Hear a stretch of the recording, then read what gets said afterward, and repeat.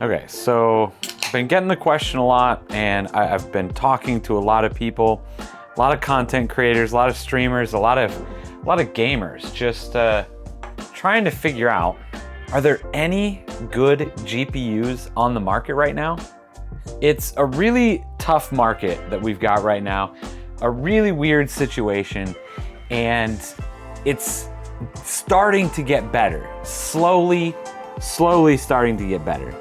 And I just wanted to kind of get everybody caught up to speed. So for mid-July, this is kind of an update, but I also wanted to talk about a few other things. I see so much drama going around about this company versus that company. This GPU is bad, this GPU is the best, you gotta get this one. And I wanted to just talk about a few of those things. So if you are in the market for a new computer, or you are just trying to upgrade or buy a new streaming PC, this one right here is for you. I don't envy specifically the position that you're in, but together I think we can get there. Cheers. Okay, so before we get to any of the drama, let's just talk about what's actually available today. What are the new GPUs that you can go to the store, go to Amazon, you can go to Newegg, and actually buy brand new? Starting with NVIDIA, that's typically what I recommend the most of.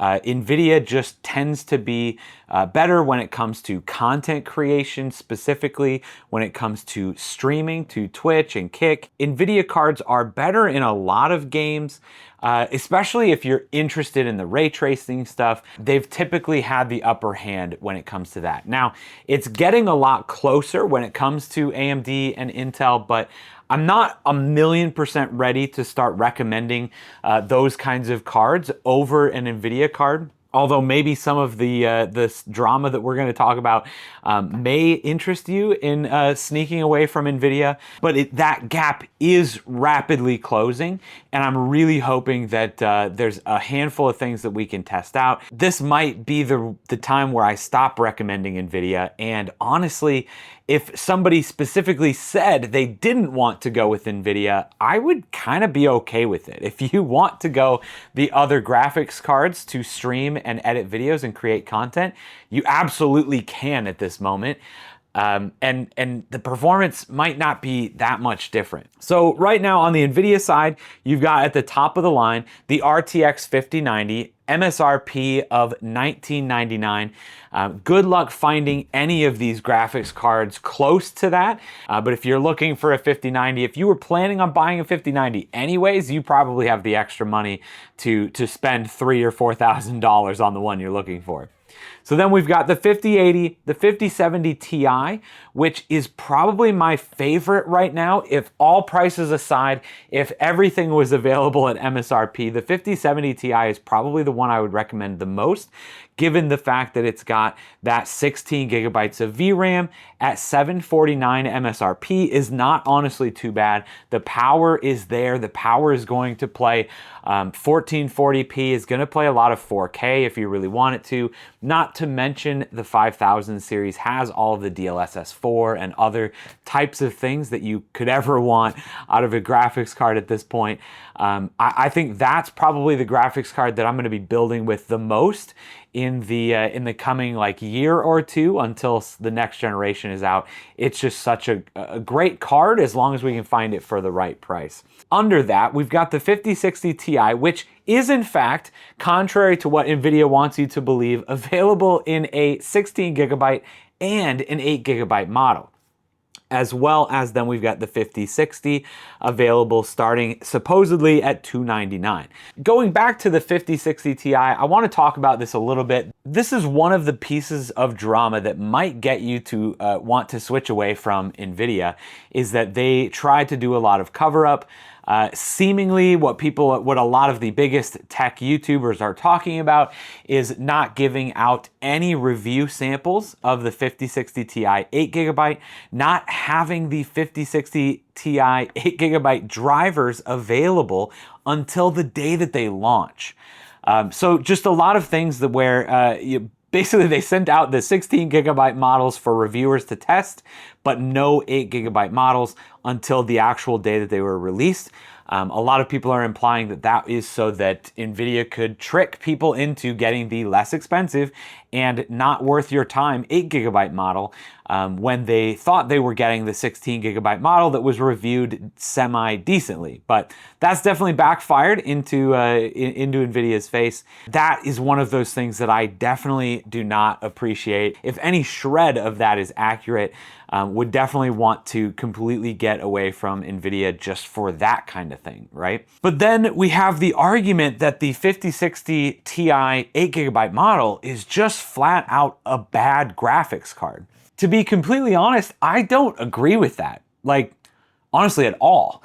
I think it's a fantastic graphics card. It's great and it can do a lot of things. Is it for everybody? No, definitely not. But there is a very, very large group of people that this is a fantastic graphics card for. And I think the key here is the pricing. I'm under the impression that there is no bad graphics card, just a bad price that you might be paying for it. As long as that graphics card is, one, worth it to you, two, plays the games that you want it to play, at three, the resolution and quality that you want them to play at, I think it's a fantastic graphics card. I think that there's a subset of people, that have been grinding their game for the last 10, 15, 20 years. Think of World of Warcraft, Minecraft, League of Legends. That's my poison. Counter-Strike. A lot of these other esports titles that people play every single day, that they typically turn all of the settings down on anyway so that they can get more FPS, less graphical settings. They don't need an insane 5090 to do ray tracing on that. They don't want to see that. So I think that the 5060 Ti 8GB model, if you're playing at 1080p low graphical settings at high frame rates, that's kind of the perfect graphics card. Now, again, is it going to be worth the $379 MSRP or probably more that you'd be paying for it right now? That is where we decide that this is a bad price for this GPU. Now, for the other people that aren't just grinding one 10, 15-year-old game, if you're interested in playing the newest games, the latest games, the AAAs that are coming out, and you want to have them at some decent settings, not super scaled down and upscaled via AI, you don't want to be running out of VRAM. A lot of games today and games that were released last year and the year before are utilizing over 8 gigabytes of VRAM. So that, I think, is where people start to look at this as a bad GPU. Why does this exist in today's market? But I think that that's assuming that everybody wants to play the latest and greatest AAA games, and they're not going to be satisfied playing the games that they did previously, playing their retro games, playing just older games in general. Let's be honest, if somebody has never been a PC gamer before and they finally get a PC with a 5060 Ti 8GB card in it, think of the existing PC game library that will play on that card. The tens of thousands of games that will play on that PC. This isn't like buying a new console that is not backwards compatible and it's such a terrible console that it can't even play all of the newest games. This is a PC. If somebody is set on the least expensive, most budget-friendly gaming PC that's going to play Fortnite and Minecraft and Roblox for their kids. They want to play all of the old esports titles like Counter-Strike, Valorant, League of Legends, Rocket League. If they want to play all of the retro hits like Half-Life and Team Fortress, Age of Empires, there's thousands and thousands and thousands of games that you can play insanely comfortably with a 5060 Ti 8GB card. So again, I'm not trying to justify it for a $379 price.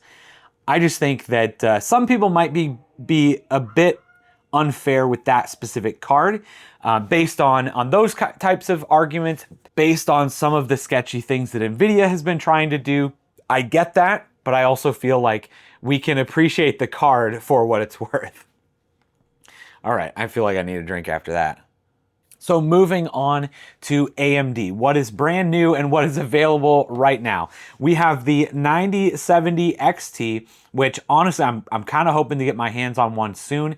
I've heard some really great things about the video encoders on the newest 9000 series AMD cards. There's a great video by Vox that I'm going to link up there. If you want to take a look at that, he talks a lot more in detail about the actual encoders, but the quality on these is looking pretty solid. And again, if you wanted to move over to AMD to stream on Twitch, to create content, now's looking like a pretty solid time to be able to do that if you want to make the jump.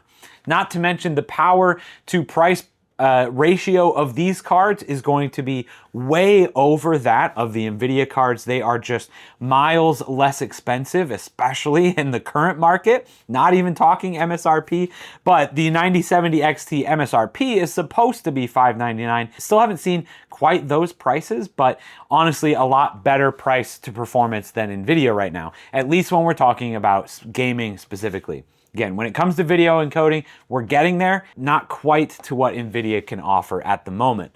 Unless you're ditching Twitch altogether, if you are wanting to stream specifically on YouTube, the AV1 encoding has been unlocked for live streaming on YouTube. If you are a content creator, a live streamer that only wants to stream to YouTube, honestly, can't recommend AMD and Intel enough at this point. So getting through the rest of the AMD cards, we've got the 9070 at $549. We've got the 9060 XT, which they also made at a 16 and 8 gigabyte models.